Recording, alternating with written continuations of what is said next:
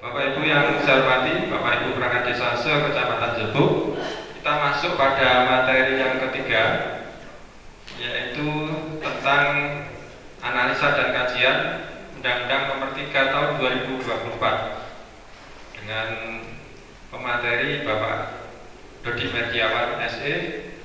Beliau adalah koordinator tenaga ahli P3AD Kabupaten Jember. Jadi waktu kita pada siang hari ini, materi ketiga ini adalah pukul 13 sampai dengan 14, lebih dikit, nggak apa-apa.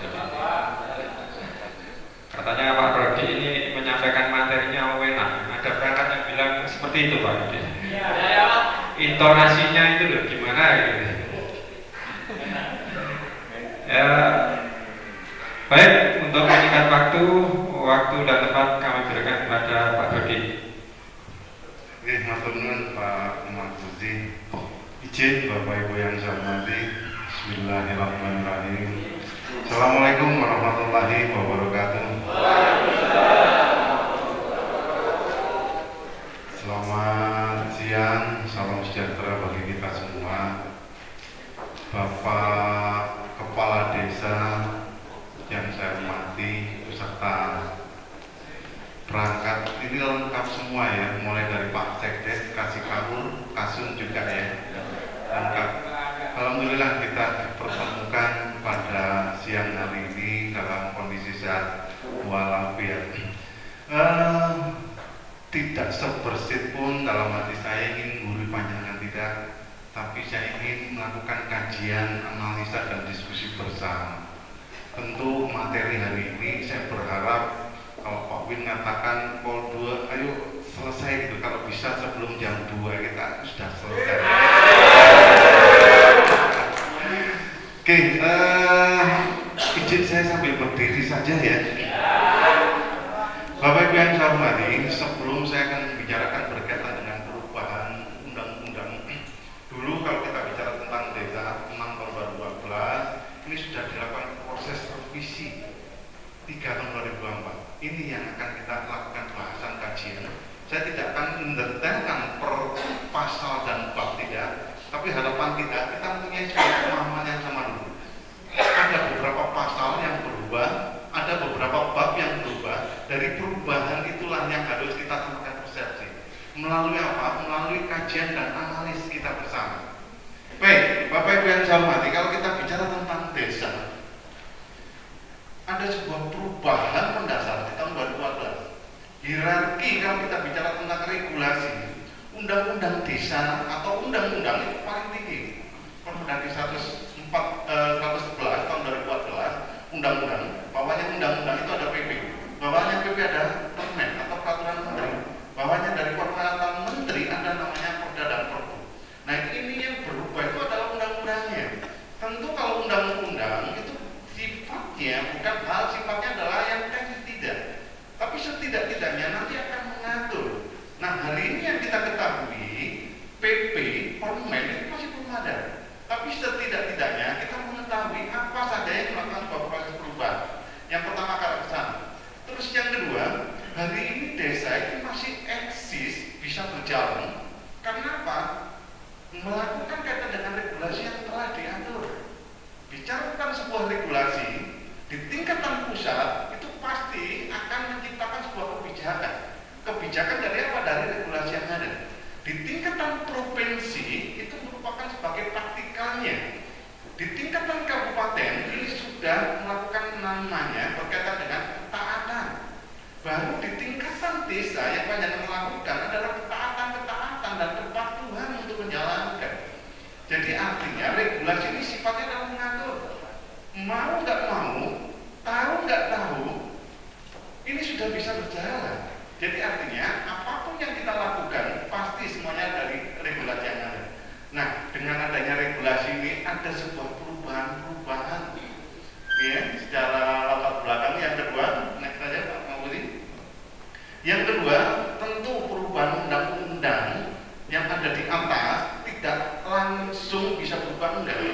Tentu ada sebuah proses. Nah, proses ini yang dikatakan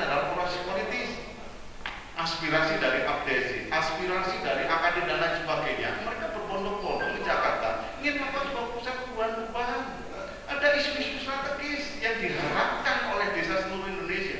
Bayangkan saja, desa jumlahnya seluruh Indonesia itu 75.265.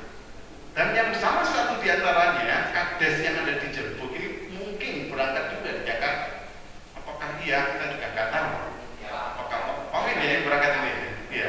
Nah, salah satunya adalah aspirasi tadi. Karena apa? Undang-undang tahun 2014 ini dilakukan sebuah proses perubahan. Nah, perubahan ini pasti di situ ada politis. Nah, politis melahirkan namanya sebuah regulasi.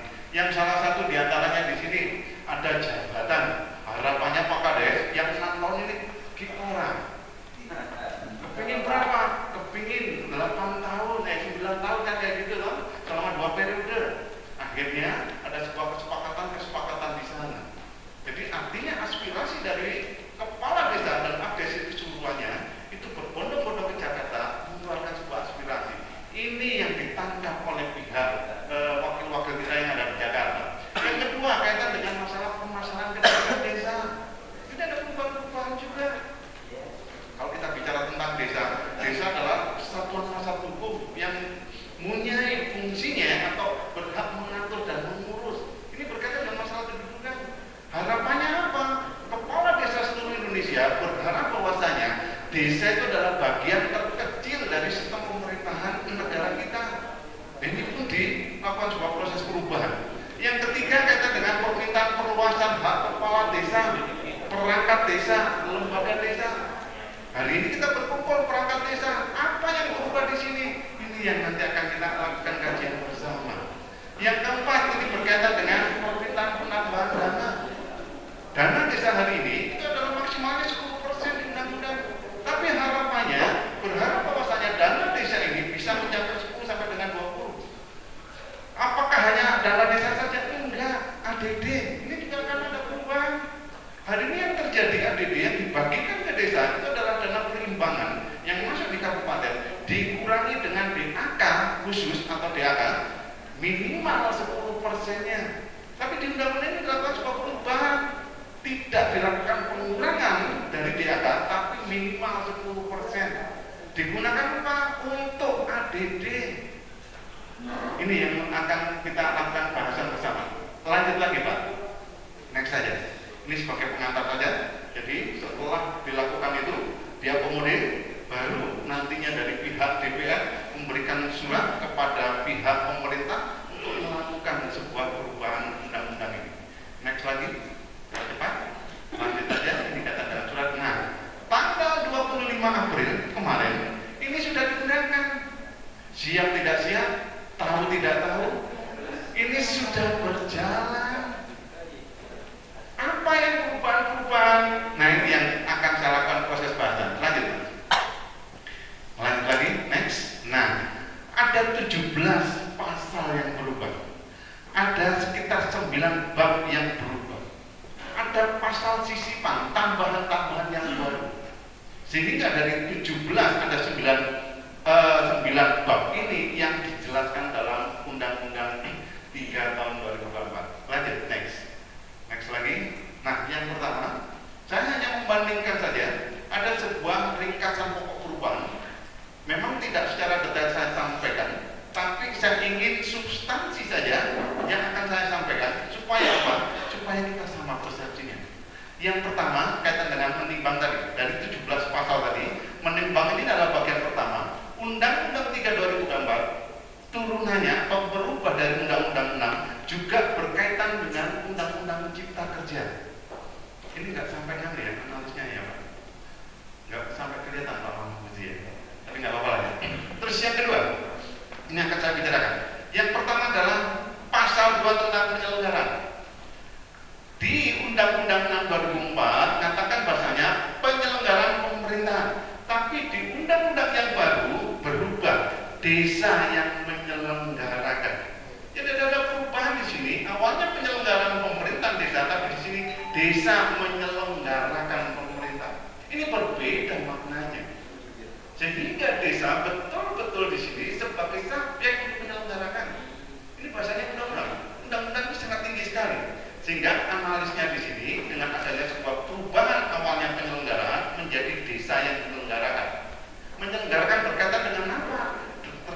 dengan pembangunan, pembinaan, pemasyarakatan, pemberdayaan dan sebagainya ini sama, hanya berubah di sana saja. Lanjut lagi. Yang ketiga, pengaturan desa. Tadi saya sampaikan, isu strategis tadi, pengaturan desa awalnya adalah kepastian hukum atas desa di Undang-Undang 6, dirubah di sini adalah kedudukan desa. Desa adalah kumpulan masyarakat hukum yang punya batas wilayah, berhak mengatur dan mengurus. Nah ini kaitannya dengan kedudukan desa. Kalau awalnya adalah kepastian hukum, jika kedudukan desa berarti desa tadi itu adalah menjadi bagian yang ada di NKRI, bagian yang terkecil. Kenapa hal demikian? Karena aspirasi awal dari kepala desa seluruh Indonesia berharap begitu. Ya, jadi saya berharap Bapak Ibu yang saya hormati, kalau saya bisa menyampaikan ini, monggo kita bisa lakukan kajian dan diskusi langsung saja, bisa tanya apa kita bisa tanya jawab, gitu ya. Yang keempat, ada penambahan persoalan sisipan. Ini tambahan yang di Undang-Undang 6 nggak ada ini. Apa diantaranya? Satu, desa yang berada di kawasan suaka alam. Yang kedua, kawasan pelestarian alam, hutan produksi, kebun produksi berhak mendapatkan dana yang sifatnya adalah konservasi.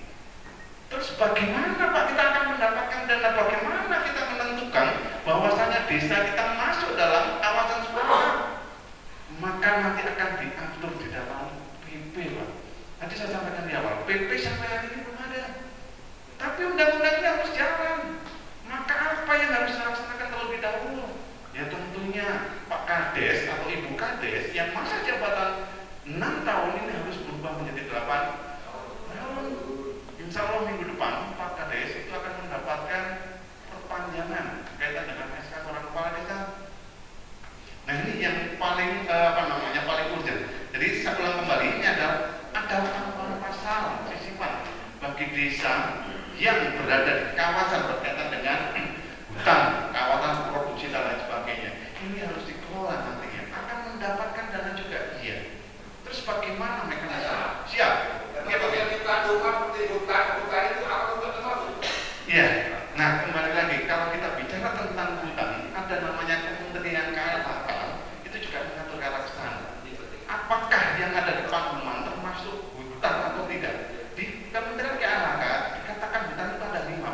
Ada namanya hutan kemasyarakatan, hutan produksi. Nah semua itu dikeluarkan dari pihak kementerian Pak. Kita nggak bisa mengeluarkan bahwasanya ini adalah hutan, katakan hutan suaka, nggak bisa. Tentu di situ ada namanya dari pihak kementerian akan mengeluarkan. Nah apakah di Jember ada? Contoh ada di Pakis itu ya, perhutanan sosial. Terus yang kedua di daerah Hulu Sabrang, di Tempurjo situ tadi, itu ada namanya kawasan perhutanan sosial namanya. Tapi yang mengeluarkan itu dari pihak kementerian KLHK, Kementerian Lingkungan Hidup itu Pak. Jadi kembali lagi kalau yang di Pakuman, apakah itu kita lihat apakah itu sudah ditentukan oleh pihak kementerian atau tidak?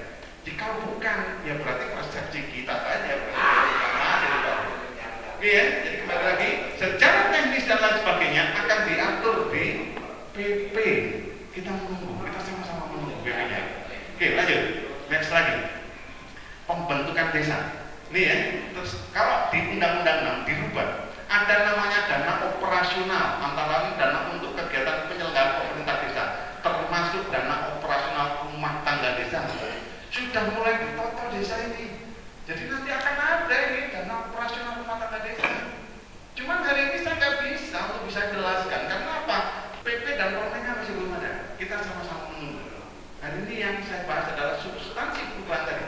Setidak-tidaknya ada perubahan kenyamanan persepsi dan kaitan dengan dana operasional. Yang kedua, ini sudah masuk di kepala desa.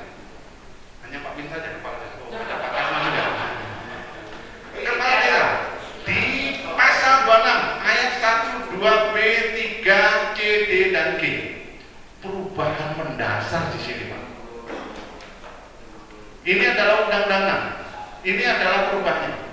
Saya bacakan yang perubahannya. 1. Kepala desa bertugas menyelenggarakan pemerintahan, pembangunan, pembinaan kemasyarakatan, pemberdayaan masyarakat di desa sesuai dengan ketentuan perundang-undangan. Di awalnya undang-undang nggak ada ketentuan perundang-undangan, ditambahkan di sana. Karena apa? desa dalam menjalankan ini wajib harus sesuai dengan regulasi yang mengaturnya. Nggak bisa sudah menggunakan persepsi sendiri. Nggak bisa menggunakan ini benar menurut kita, enggak. Apa yang mengatur adalah regulasi yang ada. Nah ini adalah bahasanya undang-undang. Yang pertama di ayat 1. Ayat kedua bedanya. Kalau dulu seorang kepala desa mengangkat dan memberhentikan perangkat desa. Kalau undang-undang nomor 3 nggak bisa lagi, bahasanya ini mengusulkan pengangkatan dan pemberhentian perangkat desa kepada bupati. Siapa? Oke, mana?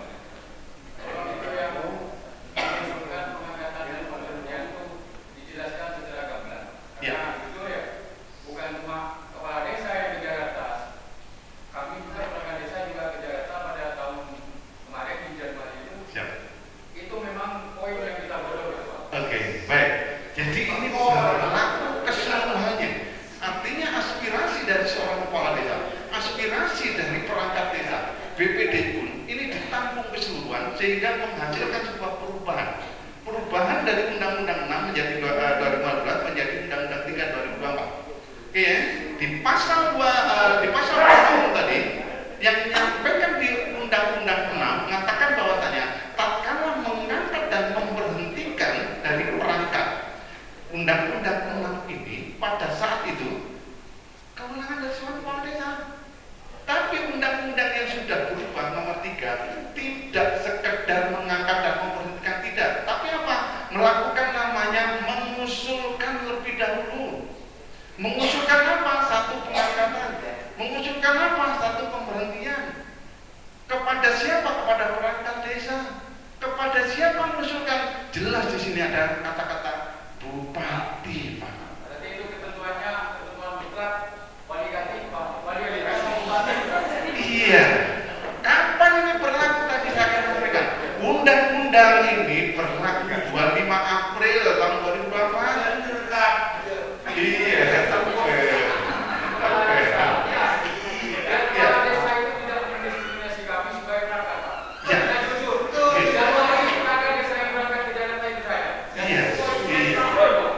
Jadi artinya aspirasi panjenengan kan sudah dituangkan di dalam namanya undang-undang ini. Kita sepakat ya. Jadi yang ini kalau seandainya sudah ada perubahan, yang ini nggak dipakai lagi. Yang dipakai adalah yang ini, mengusulkan tadi. Sehingga aspirasi dari perangkat desa seluruh Indonesia ini sudah ditampung. Nah, bagaimana gamblangnya, bagaimana detailnya? Tadi saya sampaikan, ini akan diatur Pak di dalam namanya PP dulu Pak. Kalau undang-undang 6 2012 pasti di situ akan pelaksanaan dari PP 43 tahun 2014, PP 47 tahun 2015. Lah ini masih belum ada PP-nya. Tapi setidak-tidaknya ini sudah tertuang di dalam namanya Undang-Undang 3 2012. Oke, bagaimana selanjutnya? Ya harus berjalan dengan ini. Kita tunggu PP dan permen yang ada sampai dengan Perpu. Insyaallah bulan-bulan Pak.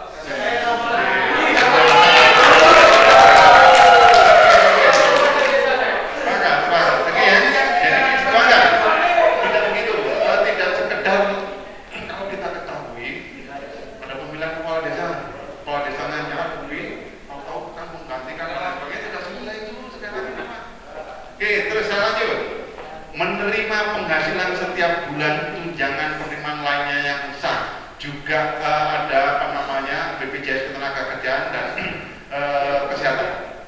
Mirip-mirip ya, sama seperti yang ini khusus kepala desa dulu nih. Nanti perangkat ada lagi, sabar aja, nanti akan saya sampaikan. Nah, ada tambahan lagi. Jika seorang kepala desa mencalonkan diri sebagai anggota lembaga perwakilan rakyat, kepala daerah atau jabatan politik lainnya, maka wajib mengundurkan diri. Itu kita setuju saya.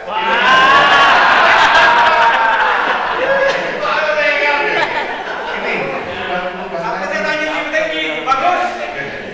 Jadi artinya sudah kalau seandainya sudah tertuang di dalam namanya undang-undang ini sifatnya mengikat Pak. Nggak bisa Pak. Boleh tahu nih Pak undang-undang nggak bisa begini. Ibarat hari ini, saya nggak tahu undang-undang lalu lintas. Pada saat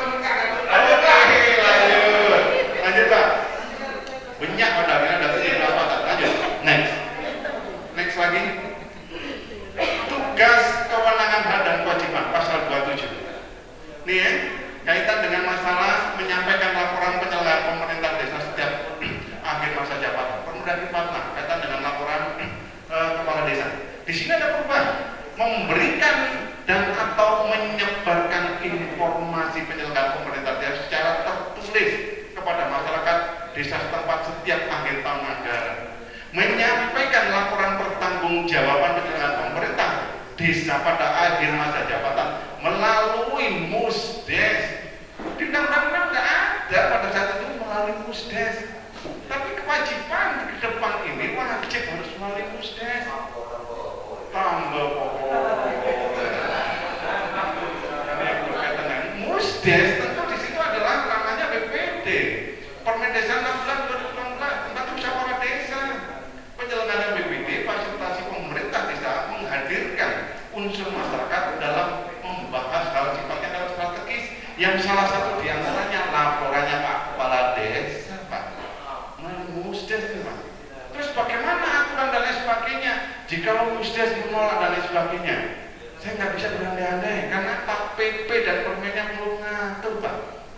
Pengaturannya ada di Permendagri 46 2016 tentang apa? Laporan kepala desa. Laporan kan ada dua, akhir jabatan, satunya adalah tiap tahunnya, kan itu. Ya, saya lanjutkan Pak ini ya. Memberikan laporan pertanggungjawaban penyelenggaraan pemerintah tertulis kepada BPD, KPJ kan, menjadi pengayom semua golongan masyarakat, menyampaikan laporan ini kepada bupati lagi, Pak. Secara vertikal dan secara horizontal ada perubahan-perubahan ini yang nantinya harus dilakukan. Oleh karenanya, saya nyampaikan ini hanya sekedar untuk sebagai pemicu saja untuk bisa kajian dan bahasan selanjutnya. Oke, nah ada hal calon kepala desa ini. Tambahan ini, tambahan pasal di dalam undang-undang nggak ada. Satu, bagi yang nanti akan mencalonkan kepala desa, satu, kepala desa paling sedikit jumlahnya 2 orang. Yang kedua, dalam hal jumlah kepala desa sebagaimana maksud tidak terpenuhi, terdapat satu calon kepala desa, panitia memperpanjang pendaftaran 15 hari. Jikalau dalam hal tidak bertambahnya calon tadi pada saat berakhir, panitia ini tetap memperpanjang 10 hari lagi. Kalau dulu kan nggak diatur nih. Dalam hal perpanjangan kembali masa tersebut, maka ini berakhir dan hanya terdapat satu calon, maka melalui BPD ini menetapkan calon tadi, Pak. Meskipun setahun. Ini kaitan dengan masalah undang-undang ini bisa ya, Pak? Tidak bisa ya? Iya, dari sininya ya.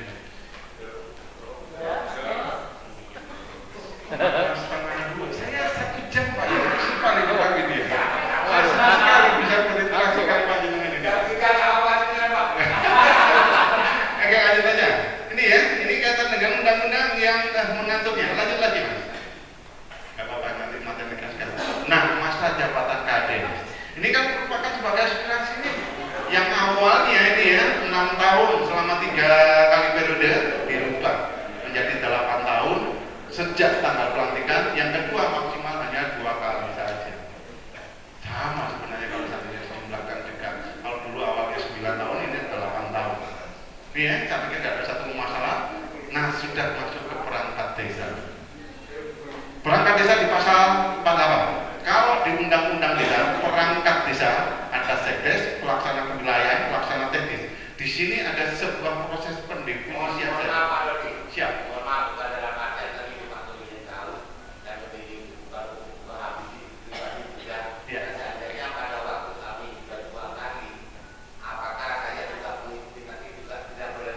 Oke. Ada di pasal 118, Pak. Yang terakhir itu, Pak. Ya.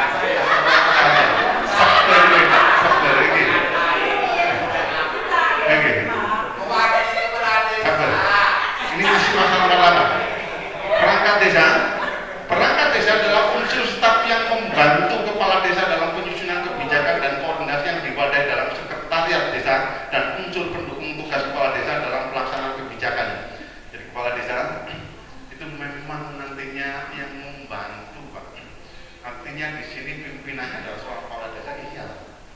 Perangkat yang secara teknis, kewilayahan maupun kesekretariatan yang membantu. Nggak mungkin semua akan dilaksanakan oleh seorang kepala desa. Lanjut, next lagi. Syarat perangkat desa di undang-undang dan mengatakan desanya dulu terdaftar sebagai penduduk desa bertempat tinggal di desa paling kurang 1 tahun. Di Undang-Undang 3 2024 ini dihapus, Pak. Boleh dong kalau orang lain bisa datang, boleh. Dan ini lagi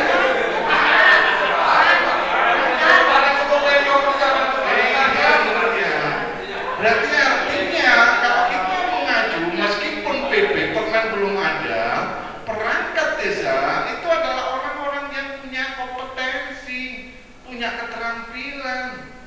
Kalau seandainya dibatasi orang desa saja, mereka nggak punya keterampilan, ya kan silahnya Pak Kades. Jadi ini yang akan diharapkan adalah orang-orang yang mampu, orang yang pintar. Kenapa jabatan Kades itu adalah jabatan politis, Pak? Nggak bisa semuanya akan diserahkan Pak Kades bicara seperti yang teknis. Bayangkan saja, saya pernah disertai seorang kepala desa, Pak. Mas, jangankan ngomong masalah keuangan desa, sampai ada masyarakat punya sampai tak bisa buku itu lapornya kepada Pak Kades. Agir, ada orang apa namanya rumah tangga itu lapornya kepada Pak Kades. Padahal nggak ada hubungannya dengan kepulauan desa, nggak ada hubungan dengan inspektorat kan, Pak. Nah inilah tegarnya seorang kepala desa harus mampu untuk bisa menerima aspirasi dari manapun kan ya gitu. Tapi pekerjaan yang berkaitan dengan pemerintah desa ini harus clear. Makanya mulai dari Pak Sekdes, mulai dari Kasih dan Kabul, pelaksana kewilayahan itu harus benar-benar membantu seorang kepala desa. Ibaratnya akan saya katakan, maksudnya otaknya yang ada di desa itu dari Pak Sekdes ke bawah. Kalau seandainya ini nggak bisa jalan, udahlah desanya akan bisa pernah berjalan lebih bagus, Pak. Yang setahu saya melihat, katakan Pak Kades melihat ada perangkatnya satu orang pintar, ya itu terlupa yang keterangan. Padahal ini punya tupoksi sendiri-sendiri, Pak. Oke, saya lanjut. Ini ada tambahan pasal. Bagi siapa? Bagi perangkat. Satu di pasal 50A. Panjenengan berhak menerima penghasilan tetap setiap bulan, tunjangan dan penerimaan lainnya yang sah. Ini tidak diatur Pak Guru di sini, Pak. Pak Guru bisa menerima penerimaan yang lain yang sah. Kalau PAD-nya kene, ya harus mencari PAD yang lebih besar. Kalau yang wilayah utara, saya menyadari PAD-nya kene, Pak. Coba yang di selatan, Pak. Yang kedua, mendapatkan jaminan sosial bidang kesehatan dan tenaga kerjaan jelas. Nah, ada tambahan satu, Pak. Panjenengan pada saat nanti purna atau pensiun, Pak, panjenengan online ya, Pak. Ada tunjangan purna tugas hanya sekali, Pak. Bagaimana kesalahannya? Nanti kita menunggu PP untuk mengaturnya, Pak. Sabar gitu. Tetapi setidak-tidaknya kita sudah selesai. Saya mendapatkan purna. Berapa jumlahnya? Nanti pengaturan ada di PP. Lanjut. 13, 14 ini perangkat desa. Nah, ada tambahan lagi dalam rangka agar perangkat desa mempunyai keterampilan, mempunyai kompetensi, maka di sini meningkatkan kompetensi akan ada namanya penata pelaksanaan pemerintah desa.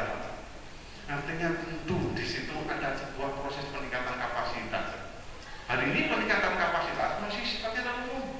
Tapi harapan kita itu masing-masing Kasih dan Kabul sesuai dengan bidangnya itu mendapatkan materi yang berbeda-beda sesuai dengan bidangnya. Ya bisa kalau pengelolaan keuangan desa dicampur dengan Kasih Kesra. Kalau Kasih Kesra kan hubungan dengan fisik. Ini ada pasal sisipan yang kaitan dengan penata laksanaan pemerintah desa. Kalau sudah ngomong penata laksanaan berarti adalah melaksanakan. Kalau penata usaha berarti berkaitan dengan masalah keuangan. Ini ada. Nomor 15 adalah BPD. Sopung BPD akan lagi.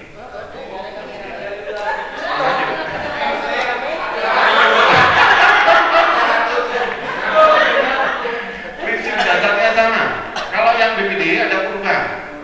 BPD minimal 30% ini harus ada unsur keterwakilan perempuan. Tak bisa boleh, Pak. Harus. Kami sudah menuangkan kemarin di Perbu. Ternyata di undang-undang ini dilakukan proses revisi lagi. jumlah 9 minimal 3 itu adalah perempuan. Kalau tidak, kalau lebih dari 3 nggak bisa, pasti nanti akan dikenakan sanksi juga. Lanjut aja kalau yang BPD Pak. Anggota BPD ini ya, tambah sama sebenarnya masa jabatan juga mengikuti dari seorang kepala desa. Lanjut lagi, next lagi. Nah ini keuangan desa. Ada hal sesuatu tambahan juga. Ini saya bacakan berkaitan dengan masalah yang perubahan. Alokasi anggaran sebagaimana dimaksud satu belanja pusat, termasuk di sana itu adalah dana desa. Tadi yang saya sampaikan di awal, alokasi dana desa ini ya, sebagaimana dimaksud pada ayat 1 huruf B, paling sedikit 10% dari dana alokasi umum dan dana bagi hasil yang diterima kabupaten. Sehingga apa? Kalau ingin pesta, siltopnya panjenengan bisa mencukupi, ya dinaikkan jangan 10%. Bagaimana ketentuan yang ada di Jember ADD kita yang diterima dari desa, menghitungnya gampang sekali. Satu dari dana alokasi umum dan dana bagi hasil tadi dijumlahkan, maka dikalikan 10%. 10% itu adalah jatahnya dari desa, itu paling sedikit. Jika kurang dari 10%, maka kabupaten penyalahgunaan. Terus bagaimana? Apakah ada yang bisa mendapatkan lebih dari 10%? Ada. Mana itu? Madiun. Itu 15%, Pak. Terus bagaimana? Ya lagi-lagi ini adalah kaitan dengan masalah politis juga, aspirasi juga. Siapa pada di kabupaten adalah Pak Bupati. Sama. Undang-undang ini penentunya adalah presiden. Tapi lagi-lagi melihat ruang fiskalnya yang ada di kabupaten juga. Tapi banyak ini paling sedikit. Artinya kalau kabupaten menganggarkan sama dengan 10%, tidak ada satu masalah. Ini ya, kaitan. Nah, tambahannya besaran 10% dari dana ini sebagaimana diprioritaskan pembayaran penghasilan tetap panjenengan. Diteruskan dari rekening kepada pemerintah desa. Yang kedua, ketentuan lebih lanjut ini ada diatur dalam PP. Kita tunggu bersama-sama PP ini. Lanjut lagi, next, ini keuangan desa. Ada pasal tambahan sisipan. Artinya yang nggak ada di sini dijelaskan di undang-undang ini. Pendapatan desa, kalau kita bicara pendapatan kan ada 3 ya. Pendapatan hasil desa, ada transfer, satunya lain-lain. Diprioritaskan untuk pembangunan desa, pendidikan kemasyarakatan, pembinaan, pemberdayaan masyarakat, guna menciptakan lapangan kerja dan meningkatkan perekonomian. Ini jelas. Belanja desa lagi-lagi untuk di sini prioritas kepada RT dan RW juga, Pak. Clear kalau di Jember, saya pikir nggak ada satu masalah berkaitan dengan ini. Lanjut, next lagi. Pembangunan desa. Bapak Ibu yang saya hormati, ada sesuatu yang berbeda di Undang-Undang 6 2014 dengan Undang-Undang 3 tahun 2024. Perbedaannya di pasal 78 adalah kalau di pasal 78 di Undang-Undang 6 2014 tujuan pembangunan desa itu ada 3. Satu, berkaitan dengan peningkatan kualitas kehidupan masyarakat. Yang kedua, peningkatan kesejahteraan. Yang ketiga adalah penanggulangan kemiskinan. Kalau di undang-undang yang baru sudah dirubah, bukan peningkatan kesejahteraan, tapi di sini menciptakan kesejahteraan. Artinya desa dituntut untuk bisa menciptakan kesejahteraan masyarakat. Kenapa? Karena program yang dilakukan desa harus konkret, Pak. Apakah ini hubungannya nanti akan meningkatkan kesejahteraan masyarakat atau tidak?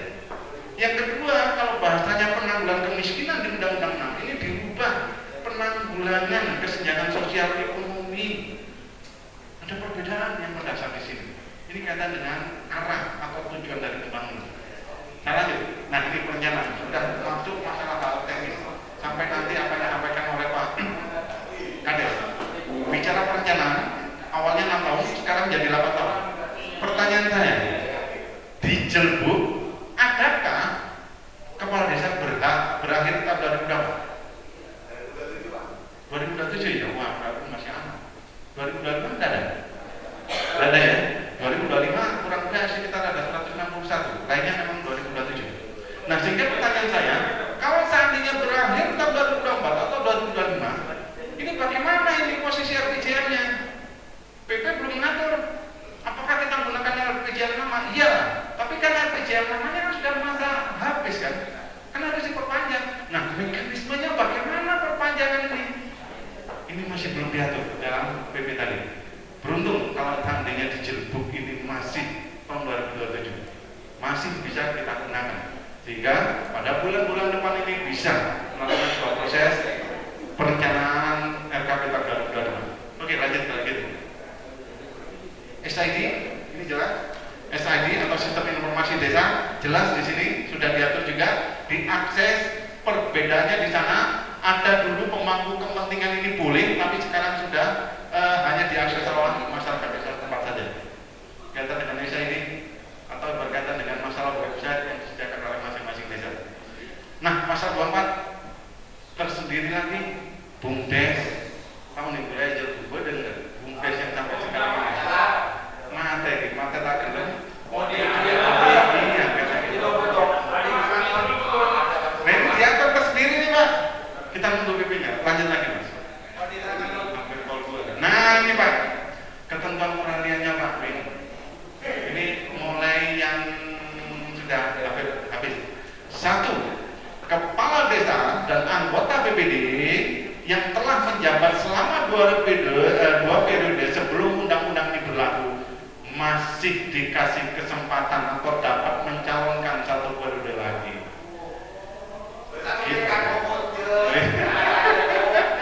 Yang kedua, kepala desa dan anggota BPD yang masih menjabat pada periode pertama dan periode kedua menyelesaikan sisa masa jabatan sesuai dengan ketentuan undang-undang ini dapat mencalonkan 1 periode lagi. Kepala desa dan anggota BPD yang masih menjabat pada periode ketiga, saya ingat ya, ketiga menyelesaikan sisa masa jabatan sesuai dengan undang-undang ini. Ada nggak yang periode ketiga di sini? Beda. Kalau periode ketiga, secara logikanya Pak Kades tadi sudah habis untuk bisa menyalonkan, tapi dapat perpanjangan selama 2 tahun. Bahasanya begitu. Kepala desa yang sudah terpilih tapi belum dilantik masa jabatan mengikuti ketentuan undang-undang ini. Apakah ada sebelum undang-undang ini diterbitkan itu ada pemilihan kepala desa? Ada. Bingung Pak. Artinya kenapa bingung? Yang menang itu bukan incumbent Pak, tapi adalah orang lain Pak. Padahal kalau undang-undang ini mengatakan bahasanya munculnya undang-undang ini per 25 April kan harus diperpanjang ini Pak. 2 tahun kan? Kalau seandainya sudah dipilih yang incumbent kalah, maka kan ada baru kan Pak. Lalu terus bagaimana? Padahal kan harus diperpanjang incumbentnya. Ini permasalahan yang ada di bukan di Jember Pak, ada di kabupaten lain. Biarkan mereka berpikir sendiri. Ini ya, nah ini kepala desa yang berakhir Februari. Perangkat desa yang berstatus sebagai pegawai negeri sipil melaksanakan tugasnya sampai ditetapkan pendapatan yang diatur. Kan ada perangkat desa ini. Nah ini Pak, yang terakhir ketentuan adalah pasal peralihan. Yang terakhir lagi kita adalah next lagi, nah ini ketentuan penutup. Undang-undang ini berlaku saat diundangkan 25 April. Mau nggak mau harus laksanakan. Agenda Kabupaten Jember yang saya ketahui, nanti kepala desa seluruh di Kabupaten Jember akan mendapatkan SK pelantikan perpanjangan selama 2 tahun. Insya Allah hari Rabu Pak. Langsung ke bagian ini Pak. Iya. Plus BPD juga akan berbagian di sini. Oke, next lagi. Nah ini ketentuan pemaknaan dari pasal 14. Ini yang sering ditanyakan oleh semua dari seorang kepala desa. Pemaknanya ini tadi yang saya sampaikan. Mereka mendapatkan perpanjangan. Jikalau 1 atau 2 periode boleh menjalankan kembali. Kalau sudah 3 periode hanya mendapatkan perpanjangan 2 tahun saja. Secara teknis dan lain sebagainya kita tunggu PP. PP sudah pasti akan muncul namanya peraturan menteri. Peraturan menteri akan muncul pasti di situ akan ditindaklanjuti dengan peraturan depan. Next lagi next. Nah, ini ada beberapa yang tadi saya sampaikan. Wajib harus dijelaskan melalui PP. PP itu adalah sebagai pelaksananya. Kalau undang-undang itu sifatnya masih berupa apa? Diturunkan menjadi PP. Ini ya, ada sekitar 12 yang harus ada PP-nya, peraturan pemerintah.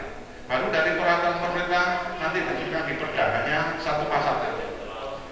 Next lagi itu kira-kira next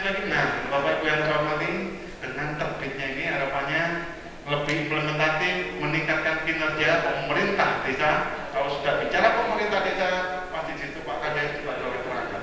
Dan yang lebih penting, desa menjadi lebih maju, mandiri dan sejahtera. Itu Bapak Ibu yang bisa kami sampaikan. Ada sesuatu yang perlu dibahas, dikaji, cukup ya?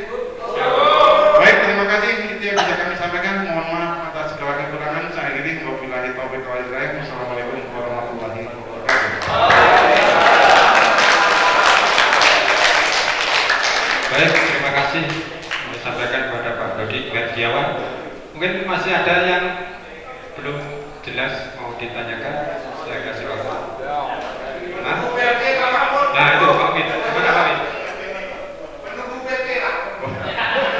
Menunggu PP. Mohon izin Pak Dodi, idola saya, ini idola saya. Kalau Ustadz itu kelasnya sudah Gus Baha atau Ustadz Somad. Baik, gini Pak, tadi saya mau bertanya di pasal 50A WC Pak, bahwa perangkat desa berhak mendapatkan tunjangan apa?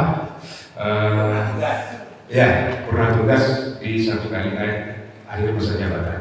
Sementara menurut keterangan Pak Dodi tadi, undang-undang sudah ada, namun PP-nya belum.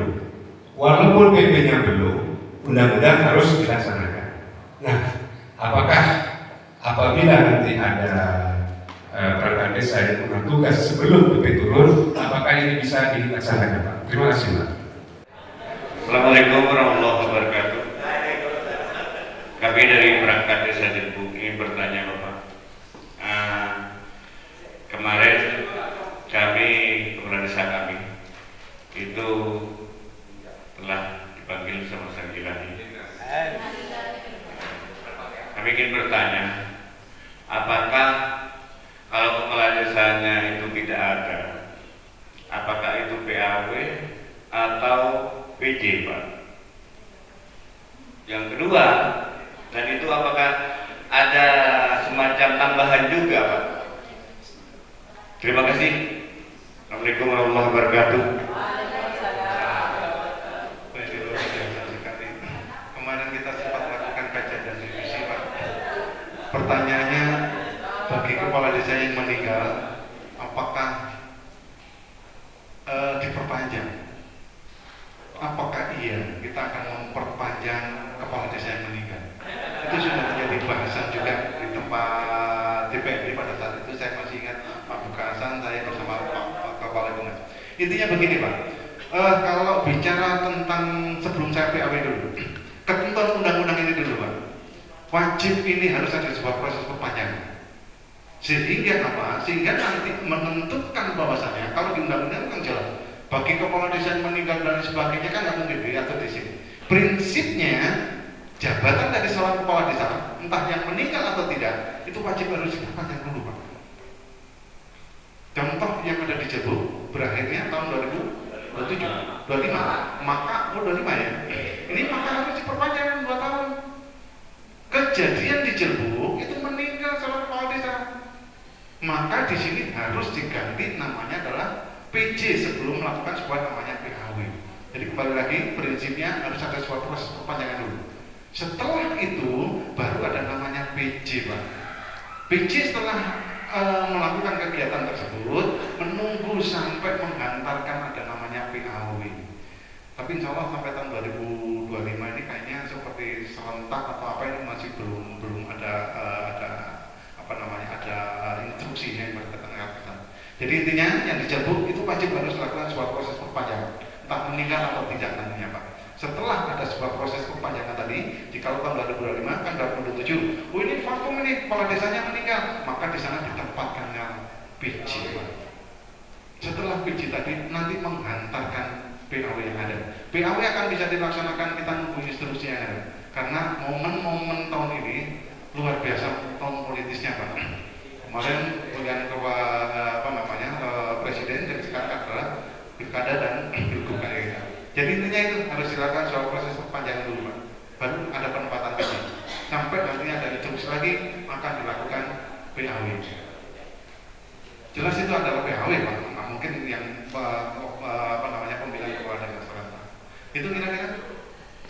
Cukup? Sudah jam 2. Ada sesuatu kira-kira? Nggak ada? Ngereng-ngereng. 1 menit? Sambung kan? Apa cakap pakai pelatnas saja? Oke, Bapak. Oke, Amin. Boleh, mau bisik? Oke, terima kasih Pak Dodi menyampaikan materinya plus diskusinya dan mudah-mudahan membawa semangat bagi kita semua supaya kita tetap sibuk untuk berubah menjadi lebih baik.